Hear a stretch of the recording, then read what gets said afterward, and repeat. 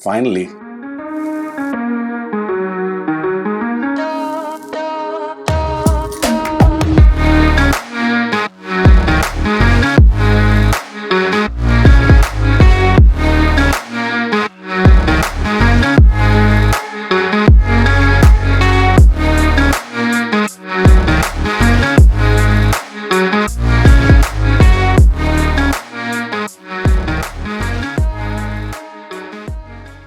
After 2.5 months of waiting for my order to arrive, it actually came. This is RnG's latest carbon fiber lever protection, and this bad boy right here, or rather small boy, I have been waiting for this one for 6 months to come into stock, and I finally got my hand on it because I've had the right hand side engine case cover protection, or the slider, for almost 6 months now, and I've been searching for this for 6 months. I placed the order on the 12th of December. It just got to me now. So I'm extremely excited about having these and installing it, and finally I can say that my protection set is complete.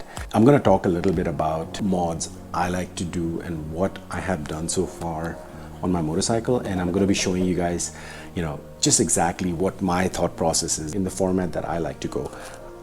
Since I've got this motorcycle last year, I've been trying to modify it into all kind of protection accessories. Now these I know for sure will not help in a high-speed crash scenario. Maybe they will, but not as much. But these are more for some slow speed scenarios that can happen, especially it's oil on the track and you have a low slide where you slide out. So engine case sliders will definitely help you with that. Frame sliders will definitely help you with that. Coming back to why I am doing all of my protection mods first, and I haven't really gone in to do some performance upgrades and things that I can do to improve, is because the motorcycle.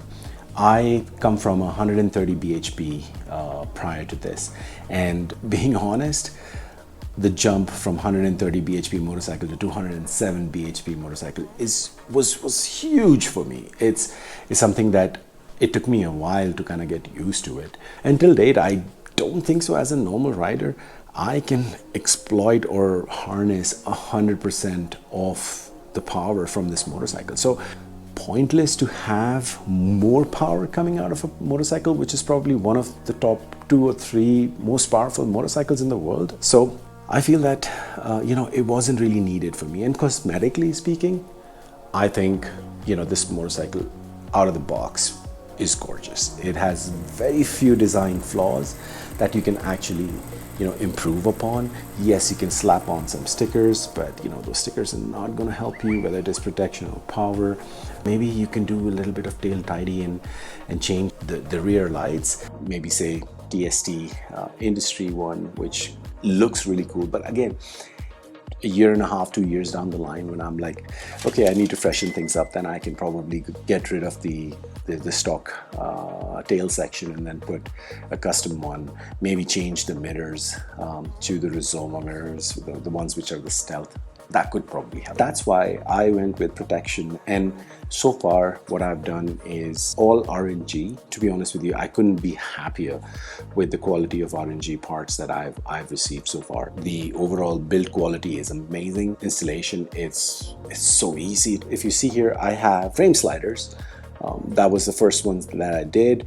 These for BMW kind of mount a little bit up and down. On the right hand side, I believe it's a little bit lower than, or in front, something like that. They're not symmetrical. For me, I don't really mind it, because you're very rarely kind of seeing in that angle from there. So I think the next thing that I put on the bike was the frame sliders for the front. And finally, one other thing that I have done, and this is not a performance mod, and this is not a cosmetic mod, but it's more of kind of combination of both. I did change the slip-on on it.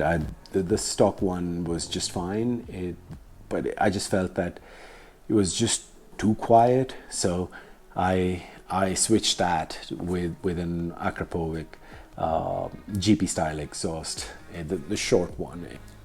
I think after 6,000 RPM, you can tell the difference, huge difference in the sound. And then of course the pops and bangs and crackling that happens when you close the throttle as well. Why don't I give you a sound of that?